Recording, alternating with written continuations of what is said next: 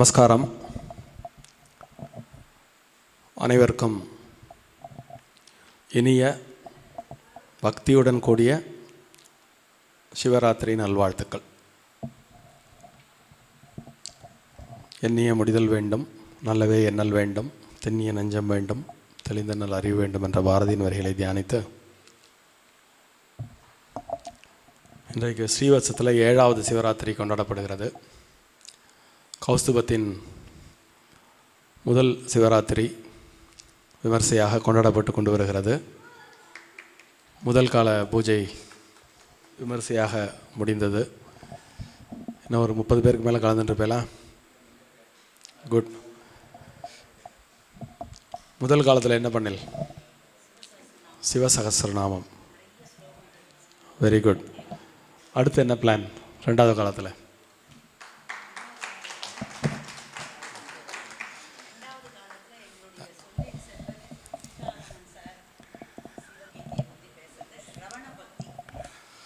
மூணு நாள்.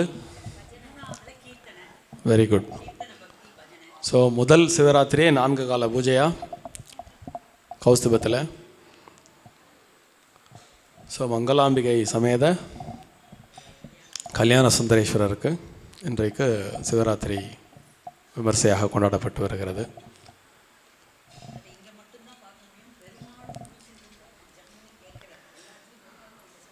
ஆமாம், அதெல்லாம் பெரிய விசேஷந்தான். எல்லாம் அவனருளாலே அவன் தாழ் வணங்கி தான் நம்ம.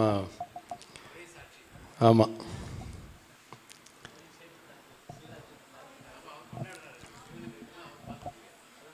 ஸோ கோயில் வரலாறு முதல் சிவராத்திரி அப்படிங்கிறதுனால கொஞ்சம் கோயிலுடைய வரலாறு பற்றியும் லைட்டாக சொல்லிட்டு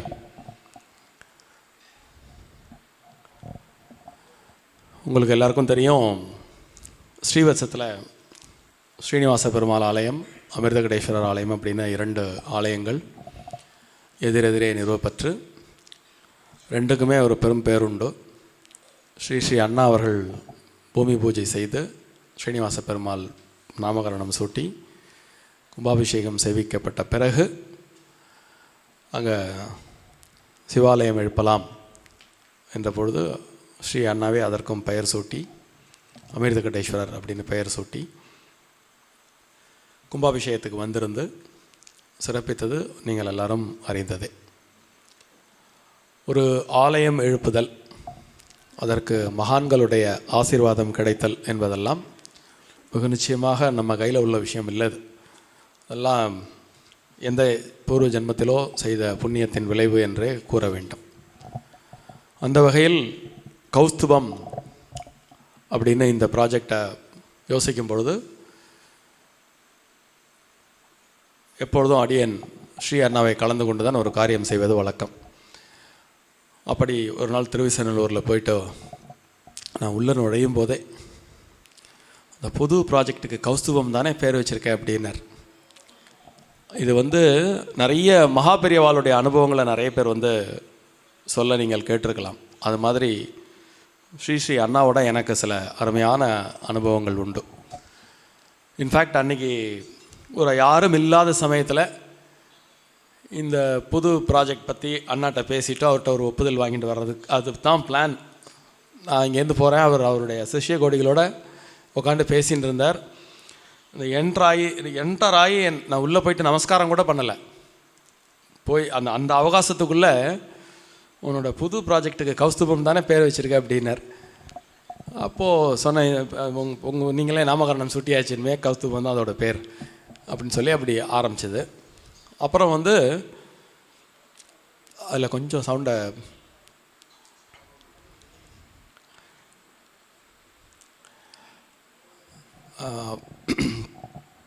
அதற்கு பிறகு இங்கே வேலையை ஆரம்பித்த பிறகு ஒரு பூமி பூஜை போடுறதுக்காக ஸ்ரீ அண்ணாவை கூப்பிட போயிருந்தேன். ரொம்ப எக்ஸ்ட்ரீம் டைட்டாக இருந்தார், ஒரே அலைச்சல் அவருக்கு.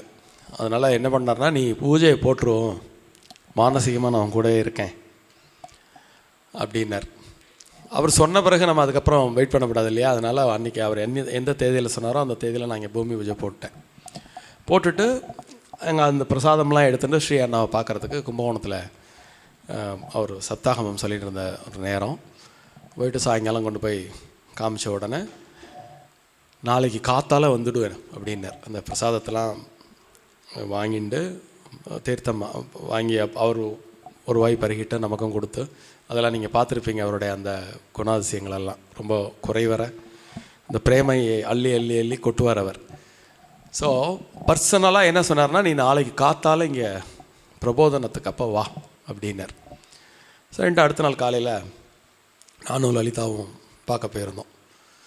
போன உடனே அவரே கேட்டார், கௌஸ்துபத்தில் என்ன கோயில் கட்டலான்னு நீ தீர்மானிச்சிருக்க அப்படின்னு கேட்டார். அடுத்த நாள் காலம்புற பாராயணம் வரைக்கும் போயின்னு என்னை கிட்டத்தில் கூப்பிட்டு உட்கார வச்சு கேட்டார், இங்கே மாதிரியே சிவா விஷ்ணு ஆலயங்கள் பண்ணணும்னு நினச்சிட்டு இருக்கேன் என்ன அப்படின்னு. பேப்பரையும் பேனாவையும் கொண்டா அப்படின்னார். பேப்பரையும் பேனாவையும் டக்குன்னு எடுத்து கொடுத்த உடனே கிடுன்னு எழுதினார் அப்படியே. ஸோ கல்யாண சுந்தர சுவாமி, தாயார் மங்களாம்பிகை, ஸ்ரீனிவாச பெருமாள், பத்மாவதி தாயார் எழுதிட்டு 4 பேருக்கும் தனித்தனியாக சன்னதி கட்டிவிடு அப்படின்னார். சொல்லிவிட்டு சரி நான் அப்படின்னேன். தெய்வம் பிரசன்னமாக இருக்கும் அப்படின்னு எழுதி அண்ணா அப்படின்னு கழுத்து போட்டார். அப்புறம் என்னை பார்த்தார். திரும்ப அடுத்து ஒரு சீதாராமனுக்கு அநேக ஆசீர்வாதங்கள் அப்படின்னு எழுதி கொடுத்துட்டார். அதெல்லாம் மகான்கள் வாழ்க்கெல்லாம் தெரியுமோ என்னமோ, அதாவது இந்த ப்ராஜெக்டு முடிஞ்சு இந்த கோயில் கும்பாபிஷேகம் அப்போதெல்லாம் நாம் இருப்போமோ இல்லையோ, அதனால் எழுதி கொடுத்துருவோம்னு எனக்கு பட்டயம் மாதிரி எழுதி கொடுத்துட்டு போயிட்டார். இப்போது மங்களாசாசனம் செய்த திவ்ய தேசங்கள் அதெல்லாம் நம்ம என்ன சொல்கிறோம், திவ்ய தேசங்கள்னு சொல்கிறோம். ஆழ்வார்களால் மங்களாசாசனம் செய்யப்பட்ட ஆலயங்களை திவ்ய தேச க்ஷேத்திரம் அப்படின்னு சொல்கிறோம். நாயன்மார்களால் பாடல் பெற்ற ஸ்தலங்களை திருமறை தலங்கள் அப்படின்னு சொல்கிறோம். எத்தனையோ கோயில்கள் இருந்தாலும் இவைகளுக்கு ஒரு ஏற்றம். ஏன்னா நாயன்மார்கள் சிவனடியார்கள், ஆழ்வார்கள் பெருமாளுக்கு அடியவர்கள். ஸோ அவர்கள் ஒரு ஆலயத்தை பற்றி பாடுதல், அந்த ஆலயத்திற்கு சிறப்பு செய்தல் போல ஸ்ரீ அண்ணா நிச்சயமாக அவர் ஒரு ஆழ்வாராக அடியேன் கண்டிப்பாக ஏற்றுப்பேன். ஏன்னா எப்படி சிவனை சிந்தையில் தாங்கியவர்களை சித்தன் என்று நாம் கூறுகிறோமோ, பெரியாழ்வார் விஷ்ணுவை சிந்தையில் தாங்கியதனால் விஷ்ணு சித்தர் என்று கொண்டாடப்பட்டார். அது மாதிரி அவர் வாழ்நாளில் சதா சர்வகாலமும் பாகவதம் பாகவதம் பாகவதம் என்றே இருந்த ஸ்ரீ அண்ணா அவர்கள் இதுக்கு எழுதி கொடுத்துருக்கார் அப்படிங்கிறது நமக்கெல்லாம் எப்பேற்பட்ட ஒரு ஒரு பாக்கியம். அதாவது பெரும் தவத்தின் விளைவு. அது வார்த்தைகளின் விவரணங்களுக்கு அப்பாற்பட்ட ஒரு சொல். முழு மனசோடு நான் இந்த இடத்துல பதிவு செஞ்சுட்டு நான் என்ற கௌசுபத்தின் உரையை நான் சொல்லலாம் நான் நினைக்கிறேன். ஏன்னா அப்பேற்பட்ட மகானுடைய சிந்தனையில் உதித்ததாலோ என்னவோ இந்த ஆலயம் பல்வேறு ஏற்றங்களை தன்னுள்ளே கொண்டுள்ளது. முதல்ல பிளான் பண்ணது ஒன்று, அது கொஞ்சம் கொஞ்சமாக தன்னைத்தானே விருத்தி பண்ணிக்கிண்டு, உங்களுக்கு எல்லாருக்கும் தெரியும், என்ன இப்போ இங்கே தெரிஞ்சவா நிறைய பேர் இருக்கு இல்லைங்க, என்னுடைய சமய சொற்பொழிவுகளில் அடியேன் பாரபட்சம் பார்ப்பதே இல்லை. எனக்கு சிவனும் விஷ்ணுவும் ஒன்று தான்.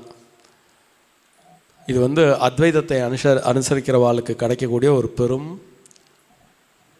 பொக்கிஷமான ஒரு குணம் என்றே கூறலாம். ஏனென்றால் பரம சைத்தன்யம் என்பது ஒன்று தான். அதற்கு நாமரூபமும் திவ்ய ரூபமும் நாமாக இடுவது. அது விஷ்ணுவாக இருக்கலாம், சிவமாக இருக்கலாம். ஸ்ரீ கிருஷ்ண பிரேமி அண்ணா கல்யாண சுந்தரரை எப்படி மனசார ஆராதிச்சு பேர் வச்சார், மங்களாம்பிகை எப்படி ஆராதிச்சு பேர் வச்சார், அமிர்த கடேஸ்வரர் எப்படி ஆராதிச்சு பேர் வச்சார்.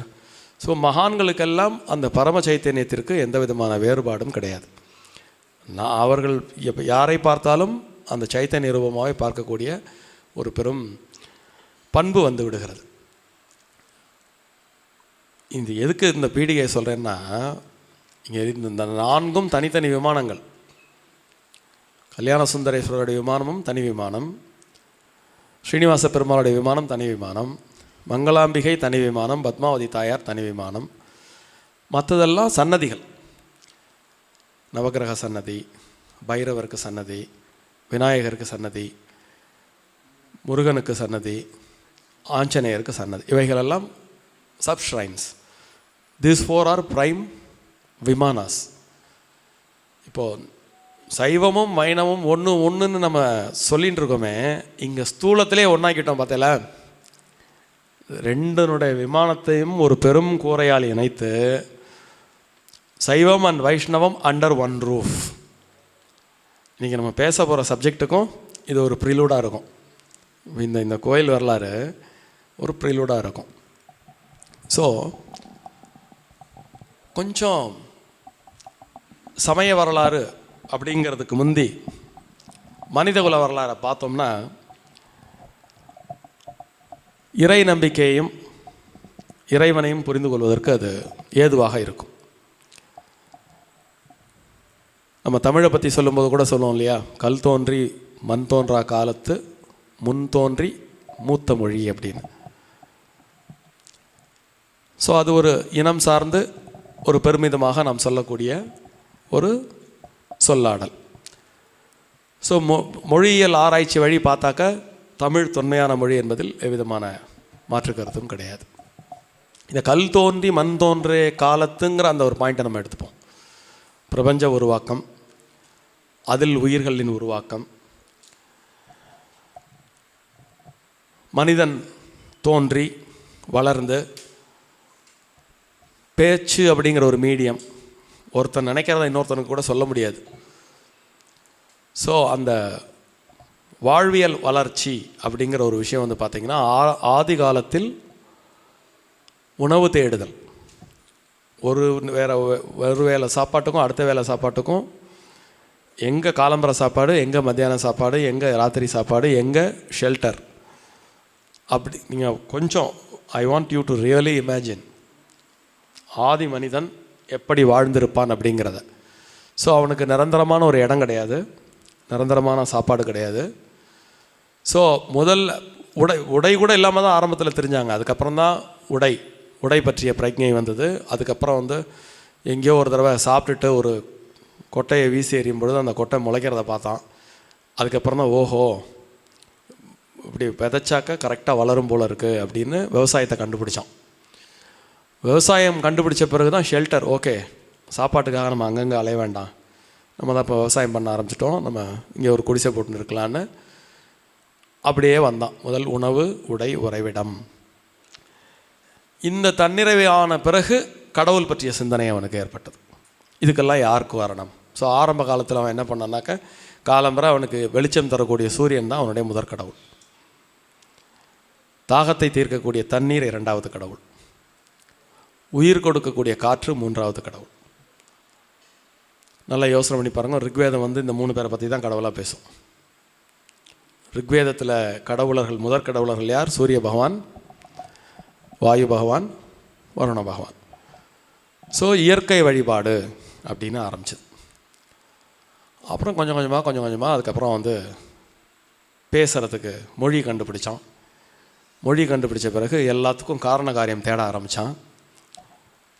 எதனால் எது நடக்கிறது அப்படின்னு ஒன்றா கண்டுபிடிக்க ஆரம்பித்த பிறகு அதில் ஒரு மனித கூட்டத்தில் எப்பொழுதுமே வந்து பார்த்திங்கனாக்கா பல்வேறு விதமான சிந்தனை வயப்பட்டவர்கள் இருப்பார்கள். இன்றைக்கும் கூட அகம் வயப்பட்ட சிந்தனை கொண்டோர், புறம் வயப்பட்ட சிந்தனை கொண்டோர் அப்படின்னு எப்பொழுதுமே ஒரு பெருங்கூட்டம் இருக்கும். அதில் அகம் வயப்பட்ட சிந்தனை கொண்டோர் ரிஷிகள் என்று அழைக்கப்பட்டனர். ஸோ அந்த ரிஷிகள் எல்லாம் இந்த பிரபஞ்சத்தினுடைய ஒளிகளை உள்வாங்கி எப்பொழுதும் தவம் இருந்து அந்த சத்தத்தெல்லாம் கேட்டு கேட்டு கேட்டு கேட்டு அந்த சப்த ரூபங்களை வேதங்களாக ஆக்கினர். அப்படி வேதம் கண்டுபிடிக்கப்பட்ட பிறகு குரு சிஷ்ய பாரம்பரிய முறை ஏற்பட்டு தனக்கு தெரிந்ததை மாணவனுக்கு சொல்லிக் கொடுத்து வழி வழியாக அந்த கஷ்டப்பட்டு கண்டுபிடிக்கப்பட்ட விஷயங்கள் போற்றி பாதுகாக்கப்பட்டன. அதனால தான் நம்முடைய சனாதன தர்மத்தில் வந்து பார்த்திங்கன்னா, சமயம் அப்படிங்கிற ஒரு விஷயத்தை தாண்டி பல்வேறு விஷயங்களுக்கு ஏற்றம் உண்டு. நான் இதெல்லாம் சொல்கிறதுக்கு பின்னாடி பெரும் காரணம் உண்டு. இப்போ நான் பேசுகிற சப்ஜெக்ட்டுக்கும் இதுக்கும் நேரடி தொடர்பு உண்டு. இதெல்லாம் பார்த்துட்டு அதை போனோம்னா அதை டக்குன்னு புரிஞ்சுக்கலாம். இல்லைன்னா தேவையில்லாத குழப்பத்துக்கு அது வித்திடும். ஏன்னா எப்படி மனுஷன் தேடி தேடி தேடி தேடி உள்ளுக்குள்ளே போய் ஆழ்ந்து முத்தெடுத்து சில வைரங்களை கண்டடைந்தானோ, அதே மாதிரி தேடி தேடி தேடி போய் பிரிவினை, சண்டை, என்ன ஏதாவது ஒரு பிரிவினை, ஏதாவது ஒரு ஏற்றத்தாழ்வுக்குள்ளேயும் போய் மாட்டிக்கிறான்.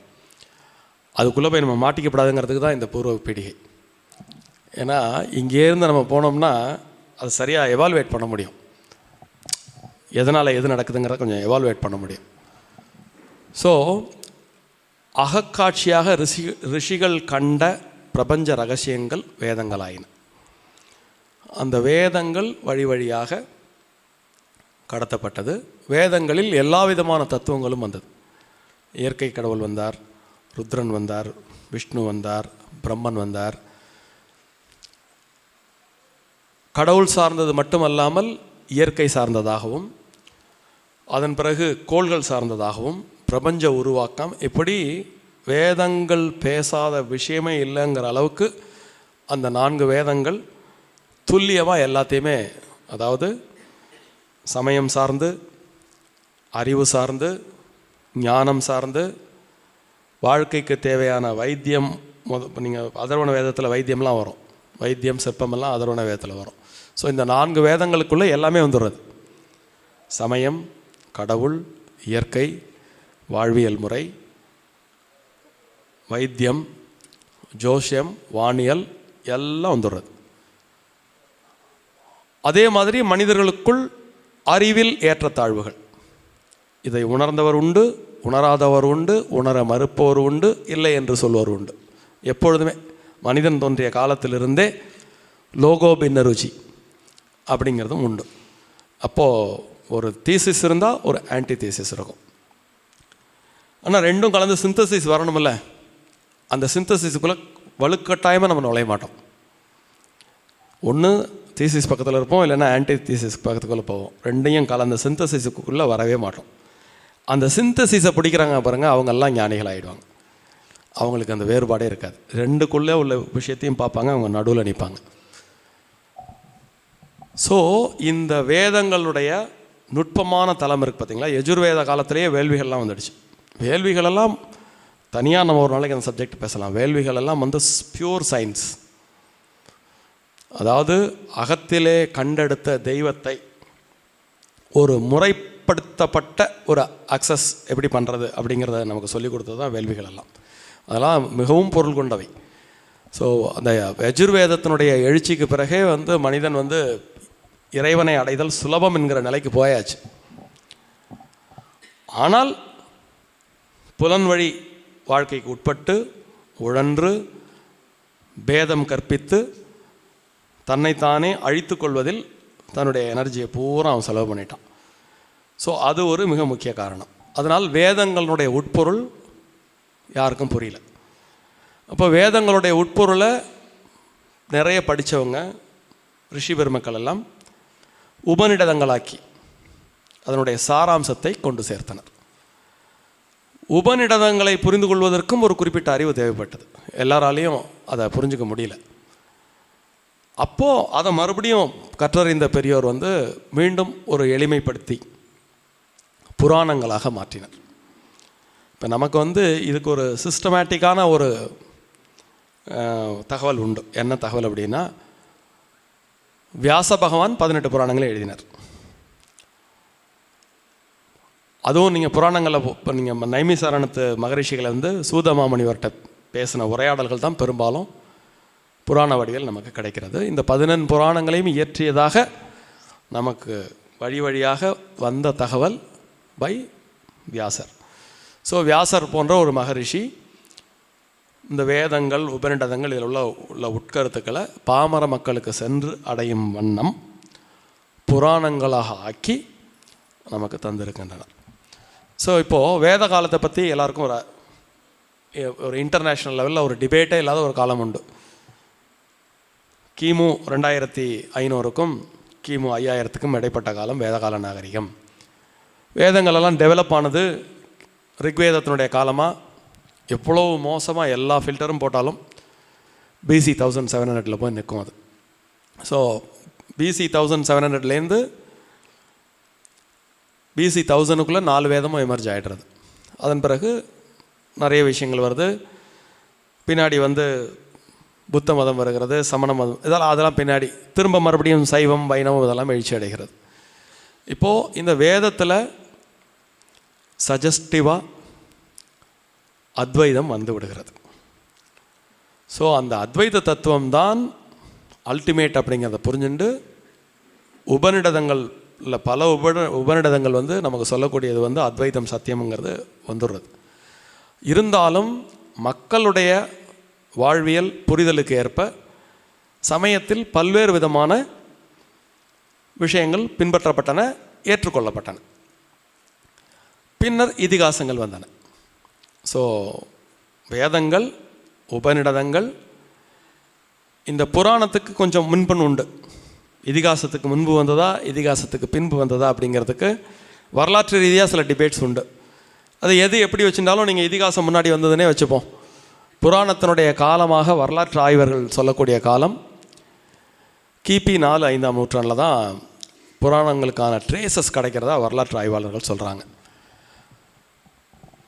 இதிகாசங்களுக்கு உங்களுக்கு ராமாயணம் முதல்ல வந்த இதிகாசம், மகாபாரதம் 2வது வந்ததா இதிகாசம் அப்படிங்கிறத நம்ம எல்லாருமே ஒத்துக்கக்கூடிய ஒரு அன்டவுட்ஃபுல்லாக எந்த விதமான ஐயம் திரிபெற ராமாயணம் மகாபாரதம் தான் சொல்லுவோம் இதிகாசம் அப்படின்னு. ஸோ நம்முடைய சமய பின்புலத்தை இவ்வளோ நேரம் நான் பேசுனது நம்முடைய சமய பின்புலம்.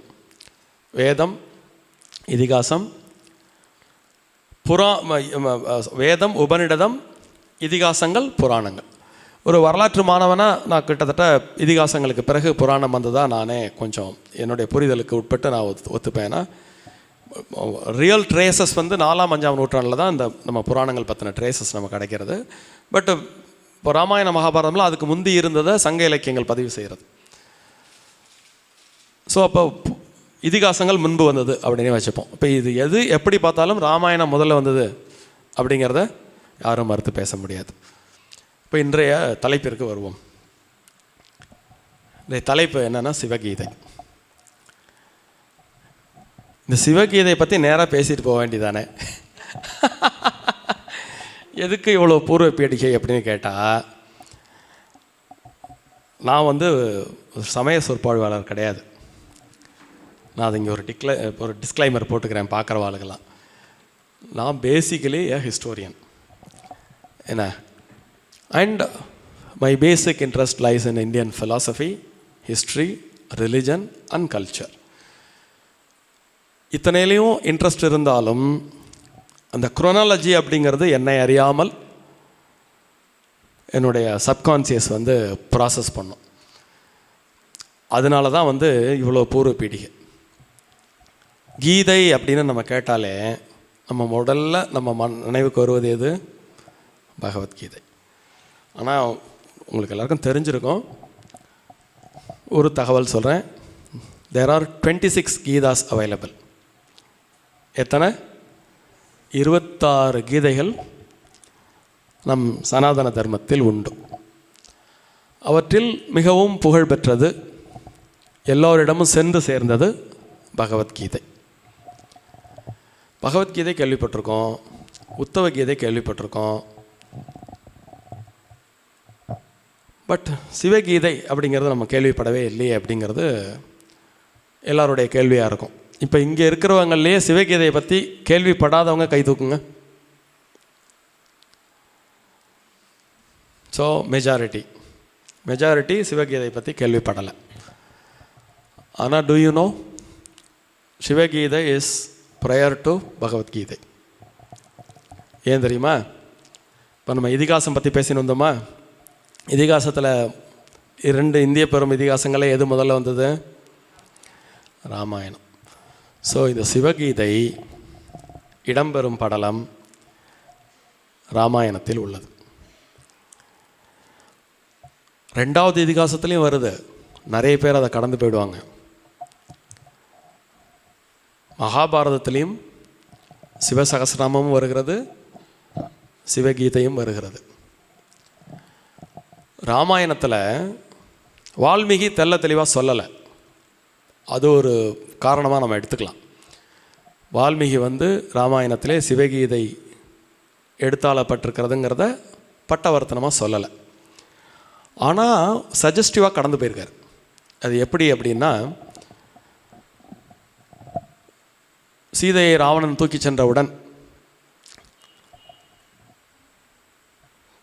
பெரும் சோர்வுக்கு ஆளாகிறார் ராமன். அவதார புருஷன் தானே, அவர் எப்படி மனச்சோர்வுக்கு ஆளாவார் என்ற கேள்வி நமக்கு எழலாம். கம்பனும் இதை அற்புதமாக படம் பிடித்து காட்டியிருக்கிறான். வால்மீகியும் அவர் வருத்தப்பட்டதை சொல்லியிருக்கிறார். இப்படி வால்மீகி ஒருபடி மேலே வருத்தப்பட்டதையாவே சில பிரவச்சனங்களெல்லாம் நான் கேட்டிருக்கேன். ராமன் பெரும் தயால குணம் கொண்டவர், மற்றவரெல்லாம் சுகமாக இருக்க வேண்டும் என்று நினைப்பவர். மனைவி பிரிந்த அந்த சோகத்தில் முதன்முறையாக பரதன்லாம் சௌக்கியமாக இருக்கானே, எனக்கு இப்படி ஆயிடுத்தே அப்படின்னு ராமன் வருத்தப்பட்டு புலம்புவதை வால்மீகி பதிவு செய்திருக்கிறார். இதையும் ஒரு காரணகாரியமாக தான் சொல்கிறேன். அப்பொழுது சீதையை கடத்தி சென்றது ராவணன். ராவணனை பற்றிய தகவல்கள் ராமருக்கு கிடைக்கிறது. அப்போது இந்த சிவகீதையினுடைய ரூட்ஸில் வரும்போது அவர் இது மாதிரி அவஸ்தைப்படும் பொழுது அவரை எதிர்கொண்டவர் அகஸ்தியர் என்று ஒரு வரலாறு வருகிறது. அந்த அகஸ்திய பெருமான் ராவணனை பற்றி ராமருக்கு சொல்கிறதா ஒரு காட்சி வருது. ராவணன் என்பவன் சாதாரணமான ஆள் இல்லை. அவன் பரம சிவபக்தன். சிவனை வேண்டி யாகங்கள் செய்து பெரும் தவம் இருந்து பாசுபத அஸ்திரம் பெற்றவன். அதனால் பாசுபத அஸ்திரம் வைத்திருக்கும் ஒருவரை எவராலும் வீழ்த்த முடியாது. ராமா உன்னையும் சேர்த்துத்தான் அப்படிங்கிறார். அப்படியானால் நான் எப்படி ராவணனை வெல்லுவது அப்படின்னு கேட்கும் பொழுது அவர் ஒரு விரதா தீட்சையை முன்வைக்கிறார். இதை நீ செய்து வந்தாயானால் சிவபெருமான் நேரில் உன்னை ஆசீர்வதிப்பார். அப்பொழுது பாசுபத அஸ்திரத்தை வரமாக வாங்கிக்கொள். அப்படி அவர் காட்சி கொடுக்கும் பொழுது வேறு என்னவெல்லாம் தெரிந்து கொள்ள வேண்டுமோ, அவரிடம் கேட்க வேண்டுமோ, நீ கேட்டு உய்வடைவாயாகன்னு அகஸ்தியர் சொல்லிட்டு போகிறார். அகஸ்தியர் சொன்னதன்பால் அவர் ஒரு மிகுந்த தவமேற்றுகிறார். இது சிவகீதையினுடைய வரலாறு. பட் ராமாயணத்தில் ஒரு செய்தி வரும், அதை யாரும் மறுக்க மாட்டாங்க. என்ன செய்தி என்றால், அயோத்தியிலிருந்து கிளம்பி அவர் சீதையை தொலைத்தவுடன் ராமேஸ்வரத்திற்கு சென்று ராமநாதனை லிங்க பிரதிஷ்டை செய்து ஒரு ஆலயம் எழுப்பி வழிபட்டார். அந்த இடத்திற்கு ராமேஸ்வரம் என்று பெயர். இதை சனாதனிகள் யாரும் மறுக்க மாட்டார்கள் என்று நினைக்கிறேன். ராமநாதன் அப்படின்னு அவருக்கு பேர். அந்த ராமநாதன் ஆலயம் கொண்டுள்ள அந்த இடத்திற்கு பெயர் ராம ஈஸ்வரம் என்று பெயர். ராம ஈஸ்வரம், ராமேஸ்வரம். ஸோ இது ராமேஸ்வரத்தை பற்றின தகவல் ஒரு ஸ்ட்ரேயாக வரும் இல்லையா? ஆனால் இந்த காட்சியை வால்மீகியும் சொல்லலை, கம்பனும் சொல்லலை. ராமர் பாசுபதம் சிவனை வணங்கி பெற்றார் என்ற செய்தி கடந்து செல்லப்படும். அதுக்குள்ள அந்த பாசுபத அஸ்திரம் கிடைச்சப்போ ராமனுக்கும் ஈஸ்வரனுக்கும் நடந்த அந்த உரையாடல் தான் சிவகீதை. ராமர் சிவனை நோக்கி தவம் இருக்கிறார். கிட்டத்தட்ட ஒரு சில தரவுகள் 2 மாத காலம் என்று கூறுகின்றன, ஒரு சில தரவுகள் 4 மாத காலம் என்று கூறுகின்றன. 2 மாதமோ 4 மாதமோ அந்த தவ முடிவில் சிவன் பிரத்யட்சமாகிறார். இவர் கேட்காமலே பாசுபதாஸ்திரத்தை கொண்டு அவற்றை கொடுத்துட்றார். ராமன் பேரில் அவருக்கு அளவு கடந்த பிரியம். உலகின் உயர்ந்த ஆத்மா என்று அவரை வர்ணிக்கிறார். பாசுபத அஸ்திரம் கிடைத்த உடனேயே அவரை பார்த்த உடனே அவருக்கு அவ்வளோ பெரிய சந்தோஷம். இப்போ பகவத்கீதையில் கிருஷ்ண பரமாத்மா அர்ஜுனன் கேள்வி கேட்க கிருஷ்ணர் பதில் சொல்வது இடம்பெறும் காட்சியை நீங்கள் அனைவரும் அறிந்திருப்பீர்கள். அப்படியே டிட்டோவாக இங்கே நடக்கும். இந்த இடத்துல நான் சின்னதாக ஒரு பாஸ் பண்ணுறேன். இப்படி ஒரு நிகழ்வு ஏன் வெகுஜன மக்களுக்கு சென்று சேரவில்லை? ராமாயணத்தில் இப்படி ஒரு நிகழ்ச்சி இருக்குது, இந்த நிகழ்ச்சி ஏன் வெகுஜன மக்களுக்கு போய் சேரலை அப்படிங்கிற ஒரு கேள்வி இயல்பாக எழும். பின்னாடி ராமாயணத்துக்கு பின்பு வந்த மகாபாரதத்திலே கிருஷ்ணன் அர்ஜுனனுக்கு சொன்ன பகவத்கீதை உலக பிரசித்தமாகியது. எனில் சிவன் ராமருக்கு சொன்ன இந்த கீதை ஏன் பிரசித்தம் அடையவில்லை அப்படிங்கிற ஒரு கேள்வி இயல்பாக எனக்கு எழுந்தது. அப்படி என்றால் இன்னொரு கேள்வியும் எழுந்தது. ராமாயணம் மகாபாரதம் இதற்கெல்லாம் பின்புதான் பக்தி இலக்கியங்கள் வந்தன. திருமூலர் போன்ற பெரிய மகான் வந்தார்.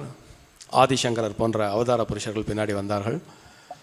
ஆதிசங்கர பகவத்பாதால் அத்வைதத்துக்கு முதல்ல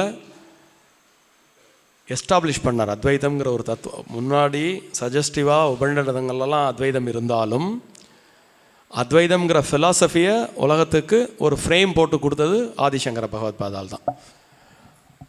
அப்படி பண்ணின அவர் அறுசமய வழிபாட்டையும் உருவாக்கி கொடுத்தார். அவர் பகவத்கீதைக்கு உரை எழுதியிருக்கிறார் இல்லையா? எனில் சிவகீதைக்கு ஏன் அவர் உரை எழுதவில்லை? யாருக்கு இந்த கேள்வி வந்ததோ இல்லையோ, எனக்கு இந்த கேள்வி வந்தது.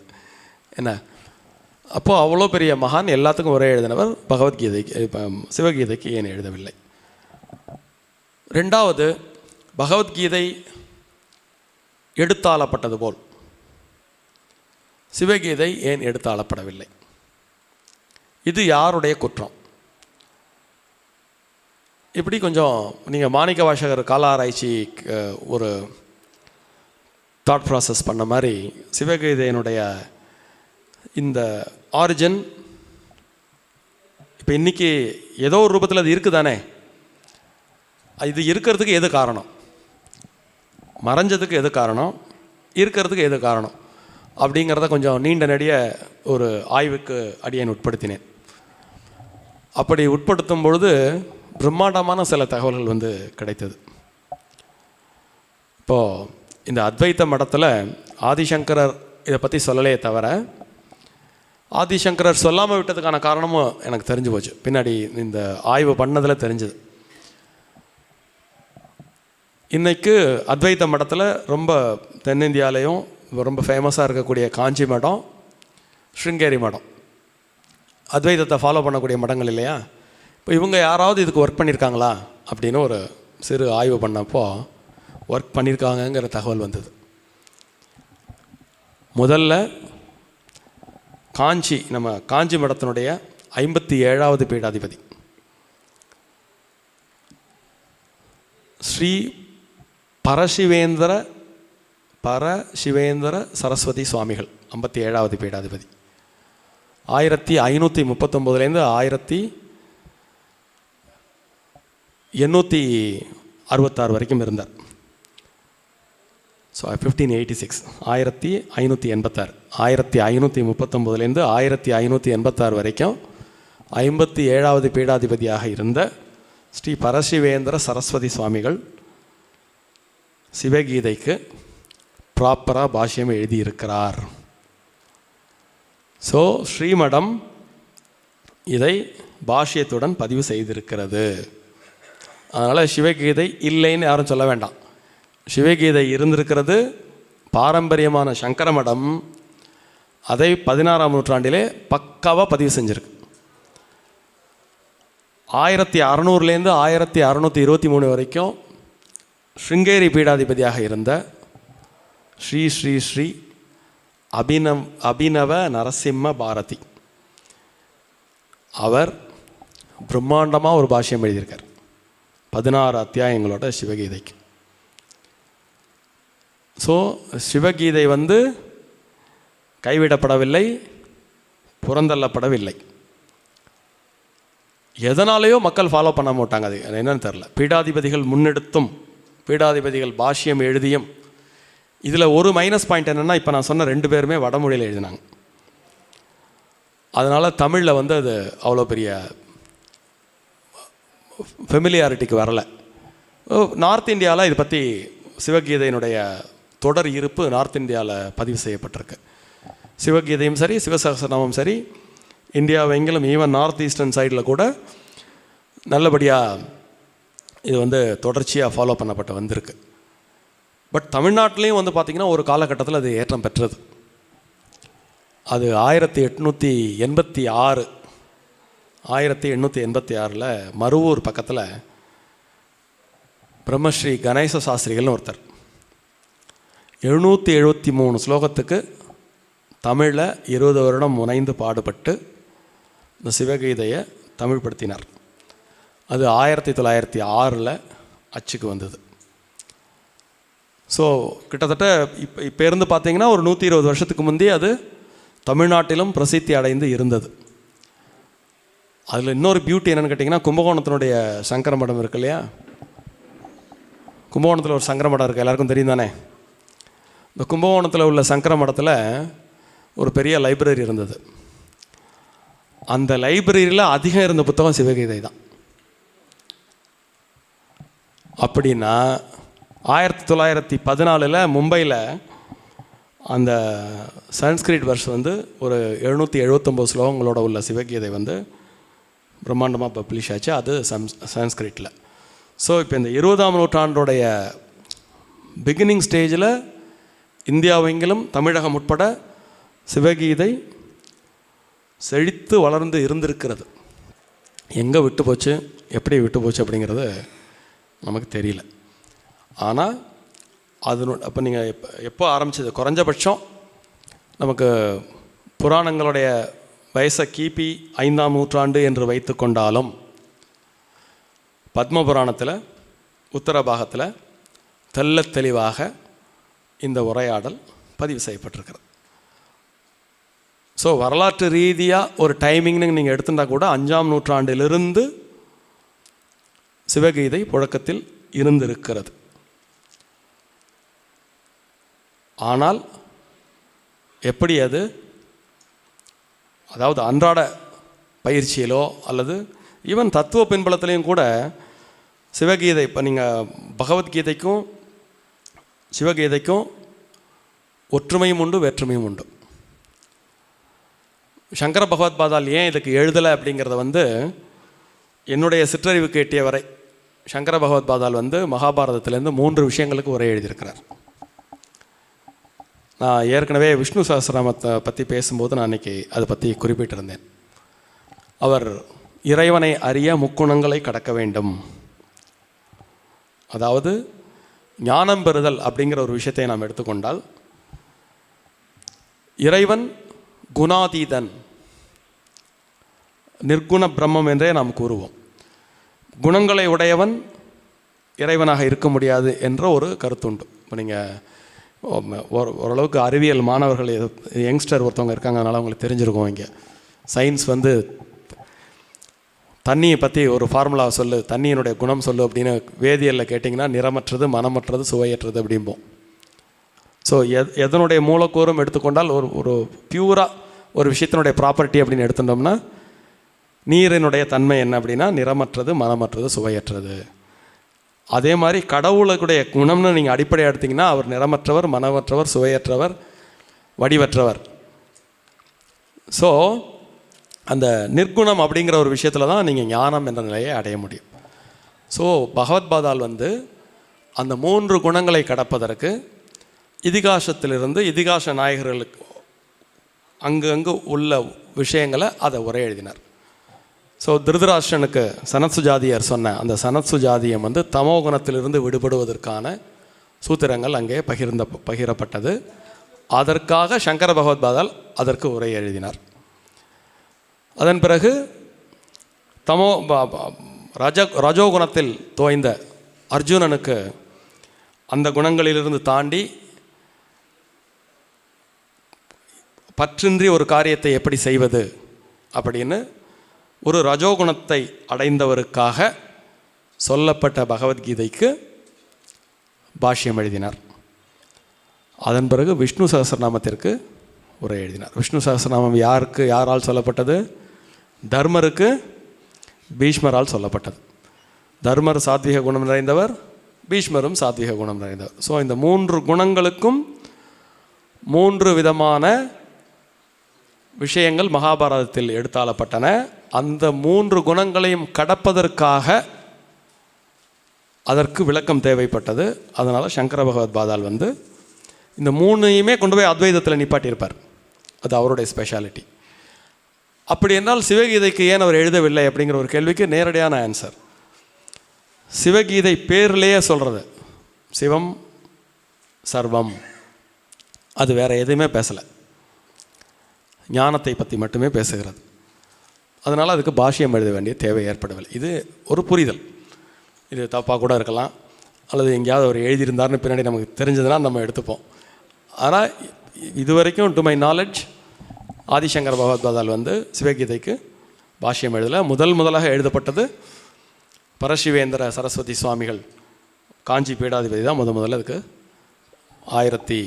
கிபி 1600 எழுதுகிறார். அதாவது 540 வச்சுப்போமே, 1540 16ஆம் நூற்றாண்டுடைய மத்தியம பகுதி. அந்த பகுதியில் தான் முதல் முறையாக சிவகீதைக்கு ஒரு பாஷ்யம் இயற்றப்படுகிறது. அடுத்த ஒரு 20-30 வருஷத்தில் ஸ்ருங்கேரி மடத்தில் இருந்தும் ஸ்ருங்கேரி மடாதிபதி அதுக்கு பாஷ்யம் எழுதுகிறார். அதன் பிறகு ஒரு 200-300 வருஷம் கழித்து தமிழில் ஒருத்தர் அதை பூரணமாக மொழிபெயர்க்கிறார். ஸோ இப்படியாக அது இதனுடைய வரலாறு. இப்போ நம்மை சுய பரிசோதனை செய்து கொள்ள வேண்டும். இப்படிப்பட்ட ஒரு பிரம்மாண்டமான ஒரு இலக்கியம் ஏன் நம் கண்களில் படவில்லை, ஏன் நாம் அதை பார்க்கவில்லை அப்படின்னு. இப்போது இதுக்கு ஏன் நான் இவ்வளோ பெரிய பீடிகை போட்டேன்னா, வைஷ்ணவர்கள் யாரும் சண்டைக்கு வந்துடக்கூடாது. இது தனிப்பட்ட ஒரு சீதாராமன் நீங்கள் உட்காந்து நீங்களாம் கேட்டேங்கிறதுக்காக சொல்கிற விஷயம் இல்லை. சிவகீதைன்னு ஒன்று வேணும்னு கேட்டிங்க. நான் ஒரு as a historian I just have gone through some details. எனக்கு எடுத்த உடனே நேரடியாக அந்த சிவனுக்கும் ராமருக்கும் நடந்த சம்பாஷணையை மட்டும் படிச்சுட்டோ அதை அதை அப்படி சொல்கிறதுல எனக்கு பெரிய ஒரு ஈர்ப்பு ஏற்படலை. எனக்கு அது ஆதியோட அந்தமாக தெரிஞ்சுக்கணுன்னு ஒரு ஆசை இருந்தது. அதனால் தேங்க்ஸ் டு யூ, உங்களால் இதெல்லாம் நான் ஒரு பெறட்டுறதுக்கு எனக்கு ஒரு வாய்ப்பு கிடச்சிது. ஸோ இது டிப்பிக்கலாக பகவத்கீதையில் எப்படி அந்த கிருஷ்ண பரமாத்மாவுக்கும் அர்ஜுனனுக்கும் இடையே உரையாடல் நடந்ததோ அது போன்ற ஒரு உரையாடல் தான். பாசுபத அஸ்திரம் கிடைக்கிறது, சிவனை ராமர் வணங்குகிறார். சிவனை பார்த்த உடனே அவருக்கு இருந்த குழப்பம், சீதை கிடைப்பாளோ மாட்டாளோ, ராவணனை வெல்வோமோ மாட்டோமோ, இதெல்லாம் அந்த க்ஷணத்தில் அவருக்கு மறைந்து விடுவதாக சிவகீதை பதிவு செய்கிறது. சிவனை நோக்கி அவர் கேட்கிறார். பாசுபத அஸ்திரம் கொடுத்தா அவருக்கு ஒன்றும் இனிமேல் அவருக்கு சந்தேகமே இல்லை, இந்த போரில் நாம் வெற்றி அடைவோமா அல்லது சீதையை நாம் மீட்டு கொண்டு வருவோமாங்கிறத பற்றிலாம் அந்த கேள்விகளாம் அவர் அந்த இடத்துல அவர் இப்போ நீங்கள் சுவாமியை நம்ம பார்த்துட்டா பகவான்கிட்ட போய் ஒன்றும் கேட்க வேண்டாம் நம்ம சொல்லுவோம் இல்லையா, ஒரு நிஷ்காமிய பக்தி அப்படின்னு. அப்போ அவதார புருஷனாக இருக்கக்கூடிய ராமர் போய் காமியமான விஷயங்களை கேட்பார் சிவன்ட்ட? அவரே ஒரு அவதார புருடர், மனிதனாக வந்ததால் ஒரு மயக்கம் அவருக்கு ஏற்பட்டது. ஸோ அந்த மயக்கமும் இறைவனை பார்த்தவுடன் நீங்கி விடுகிறது. அப்போது அவர் பெரிய பிரம்மாண்டமான கேள்விகளை அவர் முன் எழுப்புகிறார். நீரே முதல்வன் ஆயில் இந்த உலகங்கள் எவ்வாறு தோன்றின, படைத்தல் காத்தல் அழித்தல் இதெல்லாம் எப்படி நிகழ்கிறது? இது மாதிரி ரொம்ப டெக்னிக்கல் கொஷின். மேபி அதனால் கூட அது இன்ஃபேமஸாக இருக்கலாம். ஏன்னா அது உலகியலை பேசவே இல்லை. சிவகீதை உலகியலை பற்றி பேசவே இல்லை. அது முழுக்க முழுக்க முழுக்க பரம் சார்ந்த விஷயங்களை பற்றி மட்டுமே பேசுகிறது. ஸோ பகவத்கீதையில் கிருஷ்ணன் அர்ஜுனனுக்கு சொன்ன எல்லா விஷயங்களும் இங்கே சொல்கிறார். ஸோ ரெண்டும் ஒன்று தான். இப்போ நீங்கள் நம்ம கொஞ்சம் நேரத்துக்கு முந்தைய பேசும்பொழுது இறைவன் நாம ரூபமும் அற்றவர். அந்த எண் குணத்தானுக்கு கிருஷ்ணர் என்று பெயர் வைத்தால் கிருஷ்ணர், சிவன் என்று பெயர் வைத்தால் சிவன். அவ்வளோதான். இந்த புரிதலுக்கு வந்துக்கிட்டவங்களுக்கு இதில் ஒரு பெரிய இஷ்யூ கிடையாது. இந்த புரிதலுக்கு வராதவங்க அது எப்படி பகவத்கீதைக்கு எதிராக சிவகீதைன்னு ஒன்று சொல்லலாம்? இதெல்லாம் திடீரென்று சைவர்கள் கிளப்பிவிட்ட ஒரு சர்ச்சை. இதுவும் நான் ஜோக்காக சொல்லலை, இட் ஹேப்பண்ட். It happened. அதனால தான் நான் கொஞ்சம் டீட்டெயிலாக இதை கொஞ்சம் ஆய்வு செஞ்சேன். ஸோ அப்படி ஒன்று புராணங்களில் இருந்திருந்தால், இதிகாசங்களில் பேசப்பட்டிருந்தால், இவ்வளவு சொன்னவர் வால்மீகி ஏன் அதை சொல்லவில்லை? இதெல்லாம் டிபேட்ஸ் வந்தது. ஒரு 100 வருஷத்துக்கு முந்தைய இந்த டிபேட்ஸ் எல்லாம் வந்தது. வால்மீகி இத்தனை விஷயங்கள் பதிவு செய்தவர், இதை ஏன் பதிவு செய்யவில்லை அப்படின்னு ஒரு டிபேட் வந்தது. அதற்கு ஒரு பெரிய மகான் ஒருத்தர் பதில் சொன்னார். என்ன பதில் என்னால், வால்மீகி பற்றின 2 கருத்துரு நிலவுவதை நாம் அறிவோம். ஒன்று, அவர் வேடனாக இருந்தார். நாரதர் போய் மராமரத்தை பற்றி அவருக்கு ராமான்னு சொல்லுன்னு சொன்னார், அவருக்கு சொல்ல முடியல. ஒரு வேடனுங்கிறதுனால ஒரு மரத்தை காமிச்சார். இந்த மரம் என்ன அப்படிங்கும்போது மரா அப்படிங்கிறார். அந்த திரும்பி சொல்லுங்கிறார். மரா மரா மரா அப்படிங்கும்போது அதை நீ தொடர்ச்சியாக சொல்லு அப்படிங்கிறார். மரா மரா மரான்னு சொல்கிறதுல ராமன்னு வந்துடுது. அந்த ராமநாமம் சித்தித்து ராமகாதை தன்னுள் வந்து ராமகாதை அவர் பதிவு செய்தார் அப்படின்னு ஒரு வெர்ஷன் உண்டு. இன்னொரு வெர்ஷன் என்ன சொல்கிறது அப்படின்னா, Raman contemporary, Valmiki is contemporary to Rama, அதனால் அவர் பக்கத்திலிருந்தே பார்த்து இதையெல்லாம் எழுதினார் அப்படின்னு ஒரு கருத்துண்டு. ஸோ இவையெல்லாம் தொன்று தொட்டு நிலவி வரக்கூடிய கருத்துருக்கள். எது எப்படியாயினும் ஒரு காப்பியத்தை எழுதும் கவிகள் அந்த காப்பிய தலைவனை தான் முதன்மைப்படுத்துவர். அந்த அந்த வகையில் நீங்கள் ஒரு லாஜிக்கல் கன்க்ளூஷன், இதுவும் அடியனுடைய கருத்தல்ல, வால்மீகி ஏன் எழுதவில்லை என்பதற்கு ஒரு மகான் அளித்த பதில். வால்மீகி எழுத வேண்டாம் என்பது அவருடைய எண்ணம் அல்ல. வால்மீகியினுடைய காப்பிய தலைவன் ராமன். ராமன் 10 அவதாரங்களில் ஒன்று. அப்படிப்பட்ட ராமன் ஒருவரை வணங்கி அவரிடம் கீதை பெறுதல் என்பதை அவன் சொல்லாமல் விட்டிருக்கலாம். மேலும் ராமாவதாரத்தினுடைய நோக்கம் செயல்படுத்தி காட்டுவது, பித்ருவாக்கிய பரிபாலனம், ஏகபத்னி விரதன், ஒரு சொல், ஒரு இல், ஒரு வில், பொறுமை பொறுமை எதுவாக இருந்தாலும் அவரே வாழ்ந்து காட்டுவது.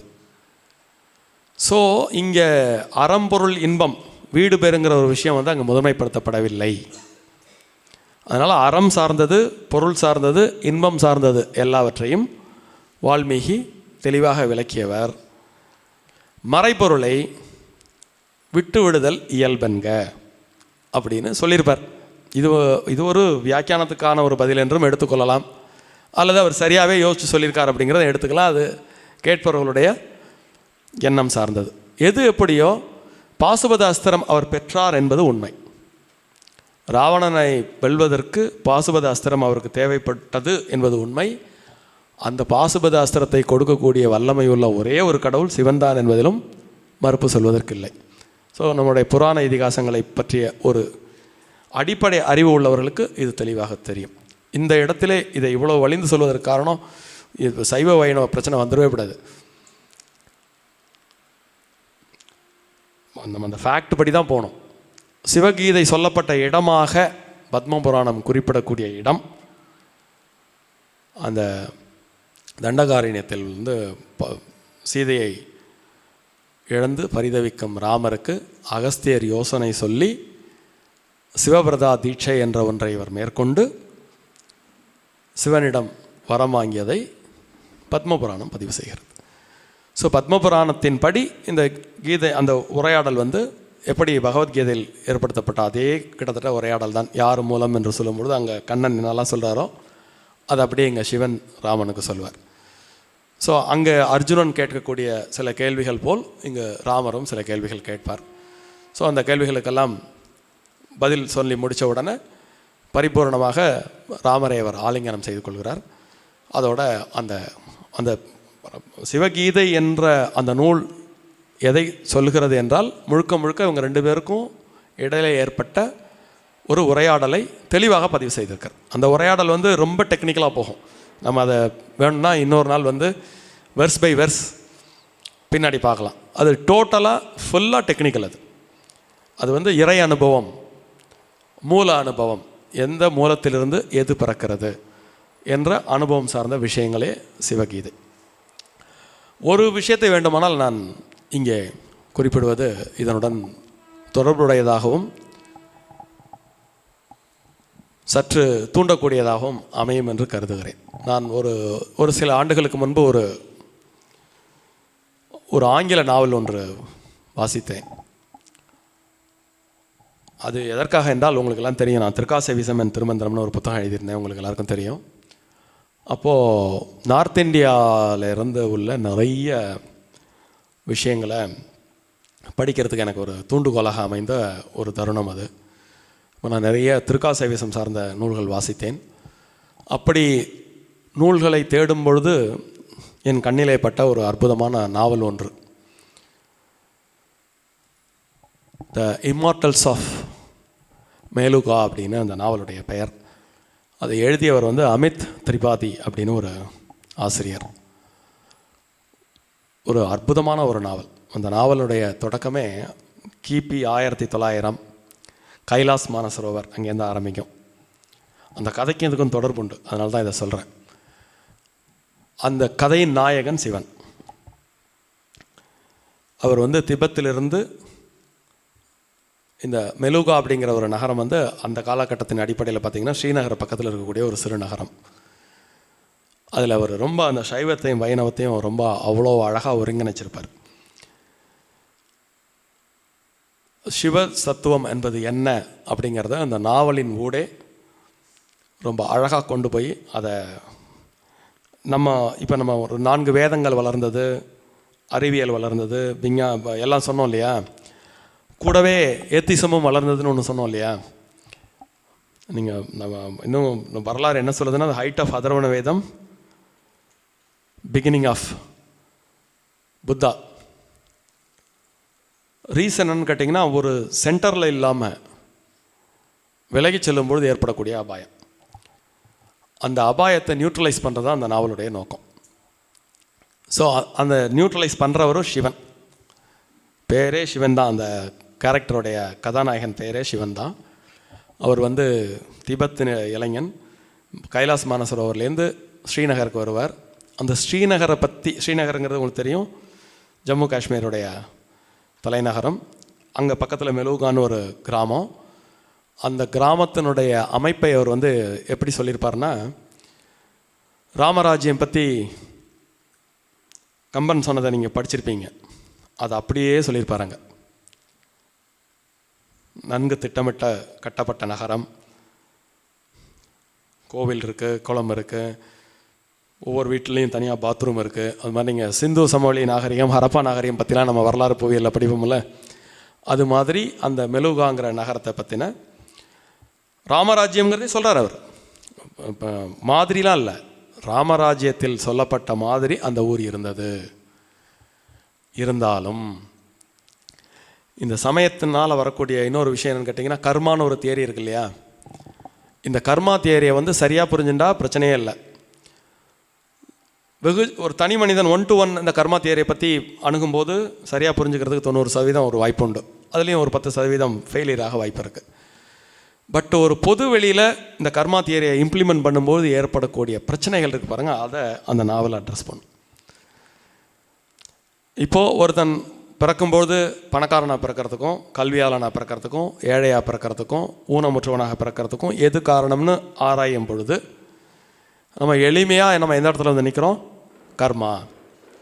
வேறு காரணம் சொல்லவே முடியாது. நீங்கள் அறிவியல் ரீதியாக எப்படி காரணம் சொல்வீங்க? ஒரே வீட்டில் ஒரு பையன் நல்லபடியாக பிறப்பான், அடுத்த பையன் ஊனமுற்றவனாக பிறக்கிறான்னு வச்சுக்கோங்க. ஒரே தாய் தந்தையருக்கு பிறந்த 2 குழந்தையில் ஒரு குழந்தை நேச்சுரல் சைல்டாகவும் ஒரு குழந்தை ஸ்பெஷல் சைல்டாகவும் இருந்தால் என்ன பதில் சொல்லுவீங்க? அப்போது நம்ம அந்த கர்மா தியரிக்குள்ளே போகிறோம் இல்லையா. ஸோ இந்த கர்மா தியரி தவறாக புரிந்து கொள்ளப்பட்டு சொசைட்டியில் எப்படி வழிநடத்தப்படுகிறது அப்படிங்கிறத அந்த நாவல் பேசும். ஸோ இவர் போய் சேர்ந்த அந்த நாட்டுக்கு ராஜாவாக இருக்கிறவனுடைய பெயர் தக்ஷன்.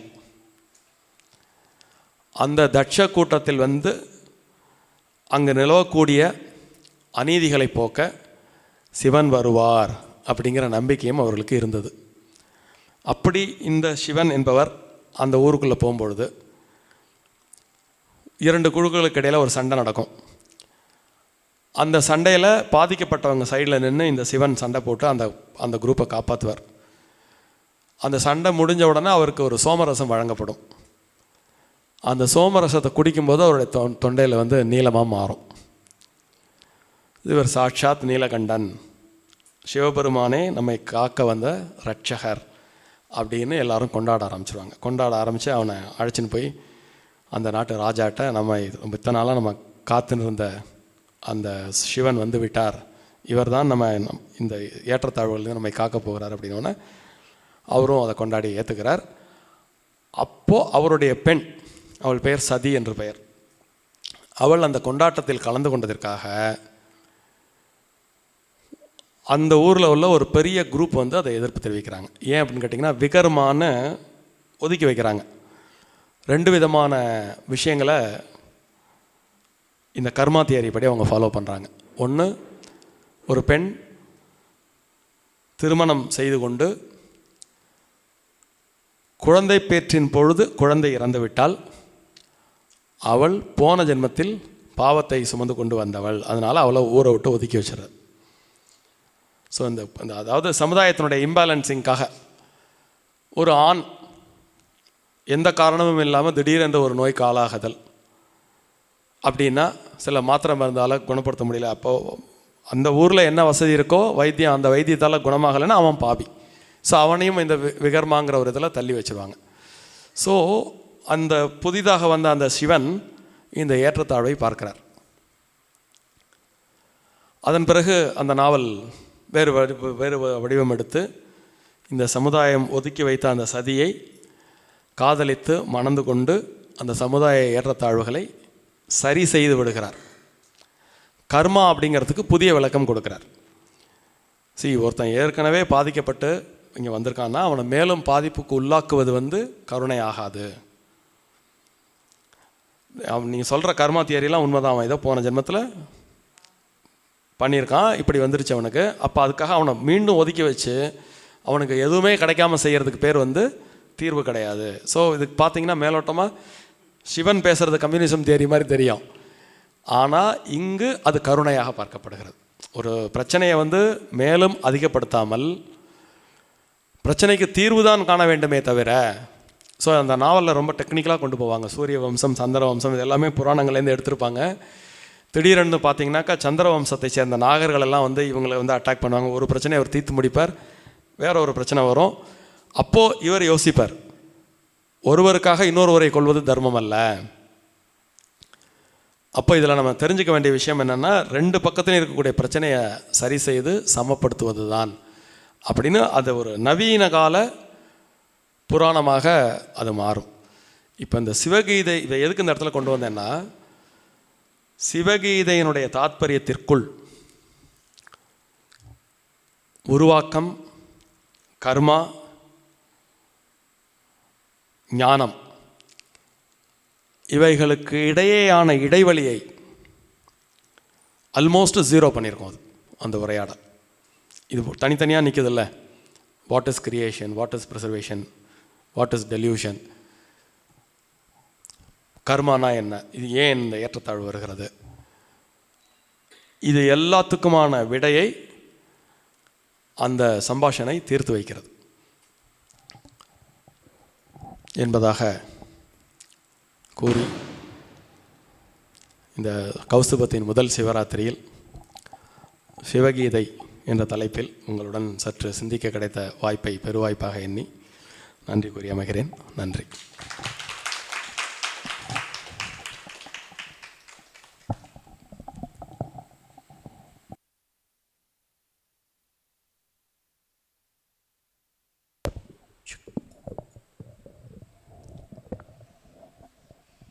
ஓம் நம சிவாய. கௌஸ்துபத் வளாகத்தில் ஃபஸ்ட்டு சிவராத்திரி ரொம்ப அருமையாக களை கட்டியிருக்குன்னு சொல்லணும். முதல் கால பூஜையும் ரொம்ப நன்னா நடந்தது. ருத்ர பாராயணத்தோட ஸ்மரண பக்தி, அதில் பகவானையே ஸ்மரணம் பண்ணிகிட்டு இருந்தோம் நிறைய ஸ்தோத்திரங்கள் மூலமாக.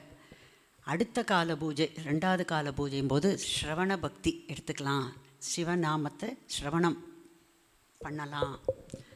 அப்போது இந்த சிவகீதைங்கிற டாபிக் ஏன் அது வந்து சார்கிட்ட கொடுத்தேன், ஏன்னா அவர் எனக்கு தெரியும் அது எடுத்துண்டா he will do full justice. அது ஏதாவது நமக்கு கொஞ்சம் புரியிற மாதிரி ஒரு 4 விஷயத்தை கண்டிப்பாக சொல்லுவார் அதில். அதுதான் அந்த சொல்லின் ஆற்றல். அது ஒரு சிலருக்கு தான் அது வந்து வரும். அது இவர் நம்ம சீதாராமன் சாருக்கு ஒரு டாபிக், எந்த டாபிக் கொடுத்தாலும் சரி, 1/2 மணி நேரம் கொடுத்தாலும் 2 மணி நேரம் கொடுத்தாலும் அது தொய்வில்லாமல் கண்டிப்பாக அவர் சொல்கிற மாதிரி இந்த ஹிஸ்ட்ரியில் ஸ்டார்ட் பண்ண. ஹிஸ்ட்ரி வந்து நானும் ஒரு ஹிஸ்ட்ரி ஸ்டூடெண்ட்டு தான். ட்ரையாக இருக்குன்னு தான் நிறைய பேர் சொல்லுவாள். ஹிஸ்ட்ரி அப்படி கிடையாது. You can make that subject as interesting as possible. அது நம்ம கையில் ஒரு தான் இருக்குது. அது மாதிரி நான் வந்து அவர் பேசும்போது உண்மையிலேயே ஸோ இந்த ஹிஸ்ட்ரி கூட நன்னா இருக்குமா கேட்குறதுக்கு அப்படிங்கிறது வந்து சொல்கிறவாளுடைய ஆற்றலை பொறுத்து இருக்கே தவிர ஹிஸ்ட்ரி மேலே ஒரு தப்பும் கிடையாது. ஸோ அந்த மாதிரி வந்து நான் அவருடைய பேச்சு கேட்ட வரைக்கும் என்னுடைய அனுபவத்தில் அந்த சரித்திரத்தை கூட எவ்வளவு தூரம் சிம்பிளிஃபை பண்ண முடியும், போர் அடிக்காமல் அந்த 1 மணி நேரம் பேசினாலும் நமக்கு அதில் ஒரு 4 you can take home at least 4 points, 4 to 5 points. அதுதான் முக்கியம், அவ்வளோ போதும். டேக் ஹோம் பாயிண்ட்ஸ் வந்து ஒரு நிறையெல்லாம் இருக்கணுங்கிற, நம்ம எஸ்ஸே எழுத வேண்டாம். ஸோ இப்போ இன்றைக்கி இந்த சிவகீதைங்கிறது ஒரு அப்ஸ்ட்ராக்ட் இது அப்படின்னு சொன்னார் இல்லையா, கரெக்டு தான். இதை பற்றி இத்தனை ஆராய்ச்சி பண்ணுறதுக்கு எனக்கு பொறுமை இல்லை, ஆனால் அதை தெரிஞ்சுக்கணுன்னு ஒரு ஆசை. இதுக்கு என்ன பண்ணலான்னு யோசித்தேன். இவர் அளவுக்கு இப்படியெல்லாம் படித்து அதை டாட்டெல்லாம் இப்படி கனெக்ட் பண்ணி அதை புரிஞ்சிக்கிற அளவுக்கு எனக்கு பொறுமை இல்லாத ஒரே காரணத்தினால பார்த்தேன், சரி இந்த சிவராத்திரிக்கு ஒரு டாபிக் வேணும். திரும்ப திரும்ப கேட்குற டாபிக் என்ன கேட்போம் நம்ம, நாயன்மார்களை பற்றி, சிவபுராணத்தை பற்றி. அது நிறைய சார் பேசியிருக்கார், நாயன்மார்களை பற்றியெல்லாம் நிறைய பேசியிருக்கார். சரி இந்த புரியாத ஒரு டாபிக் சப்ஜெக்டை நிறைய பேருக்கு தெரியாததை பேச வச்சா அட்லீஸ்ட் அவர் சொன்ன மாதிரி இது ஒரு இன்ட்ரடக்ஷன். சிவகீதைன்னு ஒன்று இருக்குது, அது ஏன் பிரபலமாகலை, அதுக்கு எப்படி கொண்டு வந்தார் பாருங்க. நம்ம ஹவு மேன் இவால்வ்டு அப்படிங்கிறதுலேருந்து கொண்டு வந்து அந்த சிவகீதையை அந்த புராண இதிகாசங்களெல்லாம் டச் பண்ணி, ராமாயணம் எப்படி முன்னால் வந்ததுனால சிவகீதை இருந்து அது எதனால் வெளியில் வரல, இவ்வளோ அழகாக அது எல்லாத்தையும் கனெக்ட் பண்ணிட்டார் அந்த டாட்டை. இது வெறும் ஆரம்பம்தான். He has not gone in to the depth of Shiva Gita. சாரத்தை சொல்லியிருக்கார். ஸோ நமக்கு அது புரிஞ்சிருக்கு, அந்த சாரம் இப்போ உள்ளே இறங்கியிருக்கு. நம்மளும் கொஞ்சம் அசை போடுவோம் இல்லையா இப்போது, ஓஹோ இந்த சிவகீதைனா என்ன, இவர் சொன்ன ஆங்கிளில் நம்ம கூட ரிசர்ச் பண்ணுறதுக்கு பொறுமை இருந்தால் நம்மளும் இது பண்ணலாம். இல்லைன்னா ஒன்றும் கவலையே படாதீங்கோ. திரும்ப டு பி கண்டினியூட் பை அவர் சொல்லின் செல்வர் சீதாராமன் சார் இன் அ ஃப்யூச்சர் டேட். இதை இன்டெப்த்தாக அவர் சொல்லி கேட்கலாம். நம்ம மாதம் ஒரு நாள் கண்டிப்பாக கௌஸ்துபத்தில் ஒரு சத்சங்கம் இந்த மாதிரி வச்சுக்கலாம். நமக்கு ஒன்றும் தேடிண்டு போக வேண்டாம். அருமையான ஒரு இடம், அருமையான ஒரு கோவில், பேசுகிறதுக்கு நான் வரேன், நீங்கள் என்ன டாபிக் கொடுங்கோ பேசுகிறதுக்கு நான் வரேன்னு. அவர் எவ்வளோ பிஸி ஆளுங்கிறது எல்லாருக்கும் தெரிஞ்சது தான் இல்லையா. நம்ம தான் ரிட்டையர்டு, அவர் இன்னும் ரிட்டையர்டு ஆகலை. ஸோ அந்த டயத்துக்குள்ளே அவர் ஒதுக்கிண்டு நீங்கள் சொல்லுங்கோ நான் வரேன் அப்படின்னு சொல்கிறது கூட ஒரு பெரிய விஷயந்தான். So let us make use of that opportunity. நம்ம கூப்பிடலாம் சாரை, ஒரு மாதத்தில் ஒரு நாள் இப்படி ஒரு சத்சங்கம் வச்சுக்கலாம், நிறைய டாபிக்ஸ் பேசலாம். அவர் சொல்கிற மாதிரி சம்வாதமாகவே இருக்கலாம். Conversation need not be between Shiva and Rama or Arjuna and Krishna. It can also be between us and Sitaraman sir. So நிறைய அந்த மாதிரி பேசலாம். அவர் சொல்கிறதுக்கே ஒருத்தர் சொல்லி கேட்கலாம். ஸோ அதுக்காக தான் ரொம்ப ரொம்ப ரொம்ப தேங்க்ஸ், ரொம்ப சந்தோஷம். இத்தனை பேர் வந்துருக்கு கௌஸ்துபத்தில் முதல் சிவராத்திரி, இத்தனை பேர், அதுவே ஒரு சந்தோஷமாக இருக்குது. ஸோ மேலே மேலே நம்ம கௌஸ்துபம் பக்த மண்டலியெல்லாம் இந்த கோவிலில் நிறைய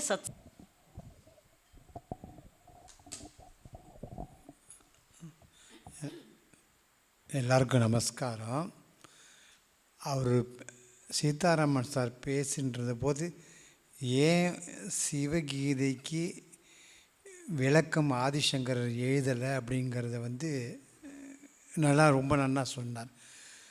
ஆக்சுவலாக இது சிவன் கீதைன்னு கூட சொல்ல முடியாது, சிவகீதை தான் இது. ஆக்சுவலாக சிவன் அப்படின்னு சொன்னால் ஒரு கேரக்டர் வரும், சிவம்னாக்க ஸ்பெக்டேட்டர் தான். அதில் வந்து அத்தனை ஞானமும் சிவம்ங்கிற வார்த்தையிலே அடங்கி போயிடுறதுனால ஆதிசங்கர் வந்து அதை வந்து ஸ்கிப் பண்ணியிருக்கலாம் அப்படின்னு ஒரு ஹிண்ட்டு மாதிரி பேசுனது வந்து அப்சல்யூட்லி கரெக்டு தான்.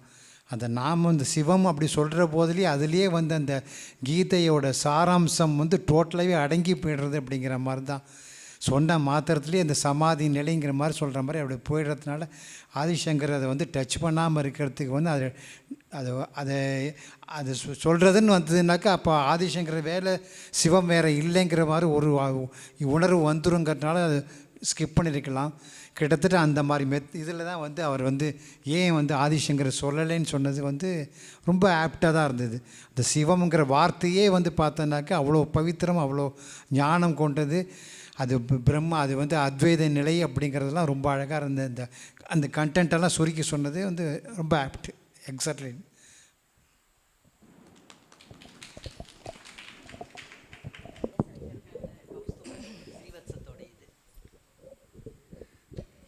சிவகீதைங்கிறது ஜெயஸ்ரீ மாமி மூலமாக தான் தெரிஞ்சுது. ஸோ இங்கே வந்தப்புறம் தான் சிவகீதை வந்து முதல்ல இது வந்து வேறு யாரோ எழுதியிருக்கா, அது புராணத்துலேருந்து வந்ததுன்னே எங்களுக்கு தெரியாது. ஸோ அதுக்கப்புறம்தான் படிக்கும்போது தான் பின்னாடி வியாசர் சொல்லி வந்தது அப்படின்னு தெரிஞ்சோம். ஓ, வியாசர் தான் சொல்லியிருக்கார் போல் இருக்கு அப்படின்னு ரெண்டாவது பாயிண்ட்டு. அப்புறம் இங்கே வந்தப்புறம் தான் இதுக்கு பாஷ்யம்லாம் பண்ணியிருக்கா, அதுவும் நம்ம அத்வைத்தம் மார்க்கத்தில் வந்த பெரியவா எல்லாமே பாஷ்யம் பண்ணியிருக்கா அப்படிங்கிறது அது ஒரு போனஸ். இது ஒரு தெரிஞ்சுது நம்மளுக்கு. அது மாதிரி ஒரு லிட்ரேச்சர்னு பார்த்தா ஒன்றும் இவர் வந்து அவ்வளோ ஆராய்ச்சி பண்ணி சீதாராமன் சார் வந்து சொன்னது வந்து அதுவும் பழைய கால எதுக்கு பழைய இதெல்லாம் சொல்கிறார், ஓல்டேஜ் ஸ்டோனேஜ் அதெல்லாம் சொல்லின்னு இருக்கார், கற்காலத்தை பற்றிலாம் சொல்லின்னு இருக்கார் அப்படின்னு தோணித்து. பட் அதெல்லாம் இவால்வ் பண்ணி எப்படி வந்து ஸ்டேஜ் பை ஸ்டேஜ் மனுஷன் வந்து எப்படி இவால்வ் ஆனா, எப்படி வந்து பகவானை பற்றின ஞானம் எப்படி வந்தது, எப்படி வேதங்கள் வந்தது, வேதங்கள் வந்ததுக்கப்புறம் எப்படி உபனிஷத்துக்கு வந்தது, புராணங்கள் வந்தது, அதுலேருந்து பத்ம புராணம் அதுலேருந்து இது வந்தது, எவ்வளோ ஓல்டு இது வந்து சிவகீதைங்கிறது இதுக்கு முன்னாடியே இவால்வ் ஆனது அப்படின்றதெல்லாம் வந்து இங்கே வந்தப்புறம் இவர் சொன்னப்புறம் தான் எங்களுக்கு தெரிஞ்சுது. ஸோ அதுக்கு ரொம்ப தேங்க்ஸ். இன்னும் மேலே மேலே அதை பற்றி கற்றுக்கணுங்கிற ஆசை இருக்குது. ஸோ இது மேலே மேலே இந்த மாதிரி சத்சங்கம் நடக்கணும்னு வேண்டிக்கிறேன். இவங்க அப்சர்வேஷன் சொல்லும்போதே எனக்கு இன்னொரு ஞாபகம் வந்தது. சிவன் ராமருக்கு இந்த சிவகீதை சொல்லும்பொழுது இந்த கொஷின் பேப்பர் அவுட் ஆகும்ல, அந்த மாதிரி ஒரு சம்பவம் சைடில் நடந்தது.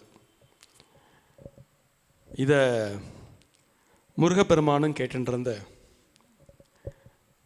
இங்கேருந்து இந்த உபதேசத்தை அவர்கிட்ட சொல்லும்போதே இவர் கேட்டுண்டு இவர் போய் சனகாதி முனிவர்களுக்கு சனத்குமாரருக்கு இந்த சிவகீதையை உபதேசித்தார். சனத்குமாரர் வந்து வியாசருக்கு உபதேசித்தார், வியாசர் சூத மகரிஷிக்கு உபதேசித்தார்.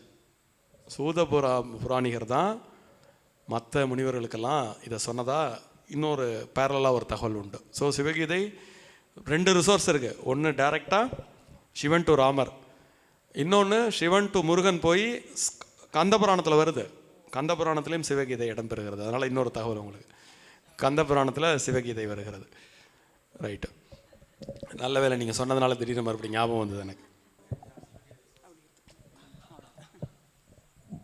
எல்லாருக்கும் நமஸ்காரம். இது ஃபஸ்ட் டைம் நாங்கள் இதை அட்டன் பண்ணுறோம். அது ரொம்ப சந்தோஷமாக இருக்குது. ரொம்ப எதிர்பார்ப்புகளோடு வந்தோம் நாங்கள். ரொம்ப மனசுக்கு திருப்தியாக இருக்குது. இன்னும் இதே மாதிரி நிறையா நடக்க போகிறதுன்னு நினைக்கும் போதே ரொம்ப சந்தோஷமாக இருக்குது. அதாவது சிவகீதைங்கிறது கண்டிப்பாக இப்போ தான் நாங்கள் வந்து இதை கேள்வியே படுறோம். ஏன்னா இன்னும் இதுக்கெல்லாம் டைமே இல்லை. இவ்வளோ நாளாக எங்களுக்கு அதெல்லாம் இது பண்ணுறதுக்கு சம்சார இதிலையே இருந்துட்டோம்.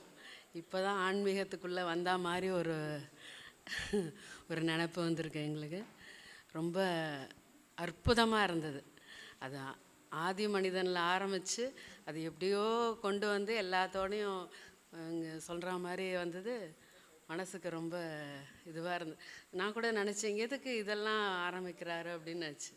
கடைசியில் அடுத்தடுத்து நிறைய தகவல் தெரிஞ்சுட்டே வந்தது ஒன்று ஒன்றா. ரொம்ப ரொம்ப திருப்தியாகவும் இருந்தது, நன்னா இருந்தது. கண்டிப்பாக கண்டிப்பாக கண்டிப்பாக.